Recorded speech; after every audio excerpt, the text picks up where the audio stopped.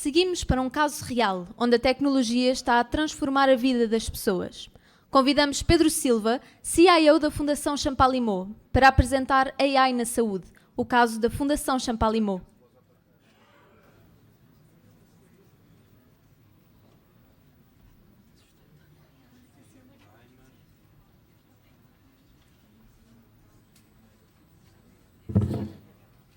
Boa tarde a todos. Fazendo aqui um pequeno segue da conversa do Orlindo, deixar aqui um disclaimer. Eu chego ao mundo da informação por via académica, não por via das telecomunicações, como muitos dos meus pares, e venho do mundo da analítica de dados e do produto. Portanto, muito do que ele me diz é-me querido. A única ressalva para vocês que são providers de serviços e, eventualmente, para vocês que estejam a definir carreiras, em seguimento do que ele diz é percebam o negócio. Okay? Eu acho que é cada vez mais fácil analisar informação, gerar informação, mas é cada vez mais difícil ter essa capacidade crítica, analítica, de perceber se a informação gerada é efetivamente útil. Mas pronto, mas eu não venho falar disso hoje, eu venho falar de um case study, portanto não é de um case study, de um produto que temos vindo a desenvolver com a Deloitte ao longo do último ano, para resolver um problema muito real da lógica da Fundação Champalimau. A maior parte de vocês, portugueses, conhecem-nos. Nós somos uma instituição com duplo pelouro. Somos, por um lado, um prestador secundário de serviços de saúde nas áreas oncológicas, portanto tratamos o cancro. E, por outro lado, temos um instituto, ou grupos de investigação em áreas de ciência fundamental e translacional. Portanto, dedicados à descoberta dos mecanismos básicos biológicos da doença e depois outras equipas que capitalizam nesse insight e o transformam em conhecimento mais actionable para os doentes. Portanto, fazemos tratamentos, cirurgias, etc., mas temos este duplo pelouro. A nossa capacidade de gerar informação, tanto na área da saúde per se, como na área de investigação, já há muito tempo que ultrapassou a nossa capacidade de analisar. Mas muitas das vezes pensa-se nisto num contexto de informação nova. Mas há um caso real muito mais simples que nós conseguimos resolver com GenAI, que é o desafio de uma instituição em que 70% dos doentes são walk-ins ou são referrals de outra instituição. Okay? Portanto, 70% dos doentes da Fundação já vieram de outras instituições, já foram tratados noutras instituições, já tiveram reincidências noutras instituições. E para vocês que trabalham no mercado da saúde, percebem o problema da interoperabilidade de informação entre players de saúde. Portanto, traduzindo isto por miúdos, o que é que acontece na rotina diária da Fundação? Entra-nos um doente que já tem um historial clínico noutra instituição, com um volume de informação debaixo do braço, em papel, nesta era digital, e há uma correlação bastante estrita entre o processo de entrevista do médico na primeira consulta e a nossa capacidade de reter o doente. Pronto, e então o que é que acontece? Para vos explicar um bocadinho o circuito, o doente vem com informação, uma administrativa scana a informação e o médico, numa primeira consulta, fica literalmente, e peço desculpa pelo semi-vernáculo, a lamber papel em vez de estar a entrevistar o doente. Pronto. O que é que acontece? Nós passamos do tempo dos nossos avós e dos nossos bisavós, de um processo de criação de relação pessoal para informação hiperestruturada, for the sake of metrics, não é? Portanto, para um processo de gestão administrativa, clínica do negócio hospital. E menosprezamos um bocado o fator humano por trás da saúde. E isto é só para freimar, okay, o problema. Outro problema que nós temos na Fundação, neste passo de ETL, não é, de ingestão de informação, é o facto de termos muitos doentes internacionais. Cerca de 12% dos nossos doentes vêm de vários países, muitos deles já tratados em muitos países para além do país de origem, e há uma dificuldade na ingestão de toda a informação dos atos clínicos praticados noutras instituições, para conseguirmos efetivamente dar seguimento ao doente internamente. Portanto, isto é um processo profundamente manual, okay? Seja na parte da digitalização, seja na parte depois do médico andar à procura dos resultados específicos. E o que nós conseguimos, até certo ponto, resolver foi fazer um leveraging em ferramentas de GenAI, nomeadamente nos algoritmos da Google, no MedPalm, perdão, que à data é o mais completo de toda a concorrência, e gerámos uma espécie de pequeno assistente de clínico, de médico, para conseguir navegar a informação clínica. Portanto, de uma maneira muito sucinta, o que o médico, o que o médico consegue fazer é perguntas ao historial clínico, ok? E já vos vou mostrar exatamente como é que isso acontece. Aqui é um bocadinho o layout da solução técnica por trás disso, portanto, recorrendo a base de dados vetoriais e embeddings, essas coisas. Fica aqui, se quiserem saber mais, falem com a Deloitte, ok?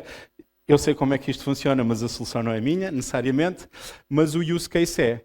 Portanto, o problema que nós temos, que tem a maior parte dos providers da saúde, é que a informação vem semi-estruturada ou completamente estruturada. Vem em notas de alta, vem em TACs, vem em PETs, vem em relatórios clínicos e, tecnicamente, deveria haver uma linguagem comum a todos os hospitais, e aí existe, embora não esteja em prática, desta informação passada de um lado para o outro. Pronto, na prática ela não existe, mas não é utilizada. O que o algoritmo nos permite fazer... O vídeo estava embedded e já percebi que... Oi, peço imensa desculpa. Estava embedded, mas desembedou. Bem. Ele aparece ali.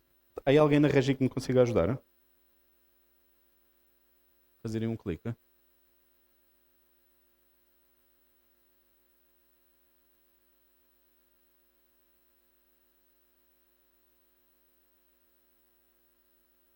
Bem, penso que não. A nível de solução gráfica, passando à frente, isto não é mais do que um modelo, digamos, chatbot, ok? O que o médico vê, efetivamente, é uma interface de perguntas em que pode selecionar um doente, em que pode fazer sumários sobre o processo clínico da totalidade do doente, ou que consegue pedir para sumarizar exames específicos, ok? O que é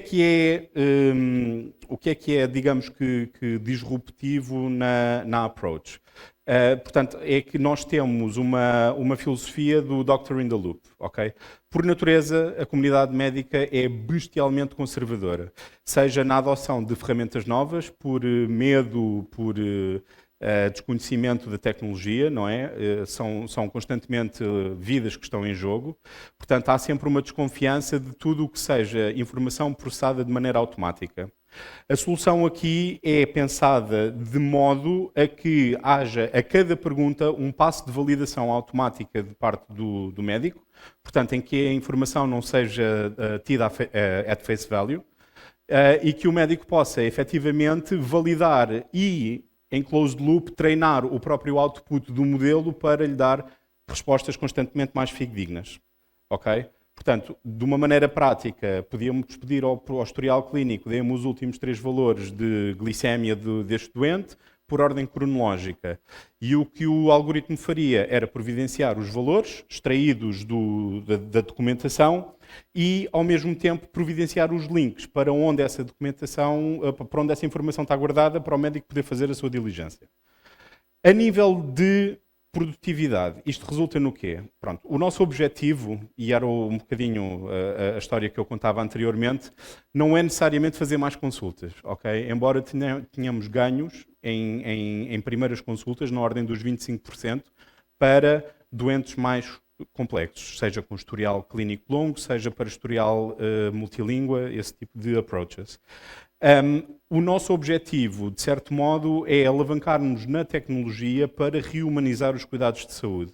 No sentido que o modelo de patient engagement da Fundação, por tratar uma demografia e um tipo de doença que é maioritariamente, pronto, digamos, de pessoas mais velhas, há uma pessoalização do cuidado e uma aproximação do médico ao doente. Okay? Portanto, quantos nós já não fomos a consultas em outros hospitais em que, felizmente e infelizmente, o médico tem que ficar a olhar para o ecrã a registar informação, em vez de entrevistar o doente. Eu dou sempre um exemplo anedótico do meu avô, que era médico de clínica geral, e quando passou uma carteira de doentes para o meu tio, havia sempre o tipo de observações no processo clínico que era feito à mão, que se a avó da menina Sara ligar e disser que a neta tem olhos de cachuchinho, não te preocupes. Mas se tiver olhos de carneirinho, vai a correr porque ela está mesmo doente. Portanto, mas a medicina é isto também, ok? E eu acho que esse é o potencial que muitas das vezes, for the sake of efficiency, é menosprezado sobre o valor da tecnologia que nós estamos aqui a alavancar.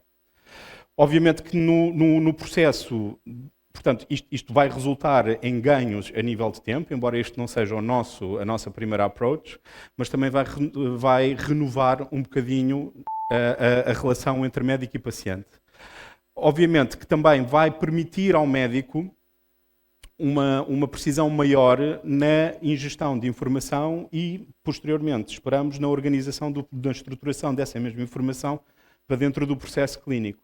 Para aí, assim, entrar numa lógica mais de RP, de métricas institucionais, de follow-up de outcomes das terapias, porque atualmente, e tenho aqui um colega da saúde, muito dos dados de ingestão dos doentes acabam no vazio.